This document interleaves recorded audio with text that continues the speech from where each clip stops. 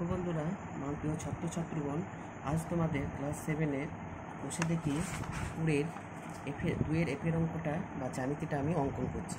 প্রথমে আমি DE 5.2 centimetre একটা মাপ নিয়ে নিলাম। এবার ওই মাপের একটি সরলরেখা আমি খাতার মিট বরাবর অঙ্কন করব, অর্থাৎ আগে আমি যে কোনো একটা মাপের এখানে সরলরেখা নিয়ে নিলাম। এবার আমি এই কম্পাসের সাহায্যে এই ডিই মাপের একটি সরলরেখা এখান থেকে কেটে নিলাম।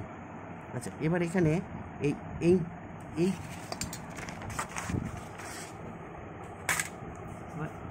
এই বিন্দুটিকে ডি আর এই বিন্দুটা আমি ই নাম দেব। এবার ডিতে বসিয়ে আমি 90 ডিগ্রি কোণ অঙ্কন করছি। যেহেতু এটি বর্গক্ষেত্রে বলেছে, আমরা কি জানি বর্গক্ষেত্রের প্রতিটি কোণ 90 ডিগ্রি হয়, সেই জন্য আমি একটা 90 ডিগ্রি কোণ আঁকছি। 90 ডিগ্রি কোণ আঁকছি। এই বিন্দুতে বসাচ্ছি। এবার এই বিন্দুটা বসিয়ে আমি এই যে পয়েন্ট পেলাম, এবার এই পয়েন্টে সংযুক্ত করে দিচ্ছি, অর্থাৎ এই পয়েন্ট আর এই পয়েন্ট সংযুক্ত করছি। এবার একটা লম্ব অঙ্কন করলাম। এবার আমি এই বিন্দু দুটো যুক্ত করে যে লম্বটা আঁকছি, এবার এই লম্বটা যে 5.2 সেন্টিমিটার, এটা আমি আবার কম্পাসের সাহায্যে এই মাপটা নিচ্ছি।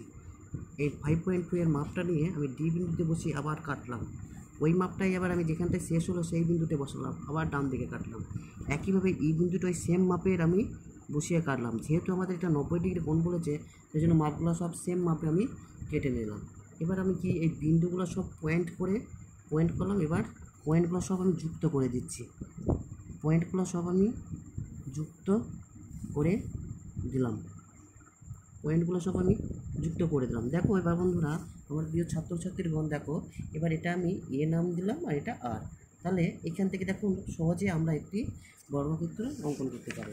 অতএব আমরা বলতে পারি, অতএব ডিই এ আর হলো একটি বর্গক্ষেত্র যার ডিই সমান 5.2 সেমি। আজ ভিডিওটা এই পর্যন্তই থাকলো। আশা করি তোমরা সবাই বুঝতে পেরেছো। পরের দিন একটা নতুন ভিডিও নিয়ে তোমাদের কাছে হাজির হবো। Have a nice day.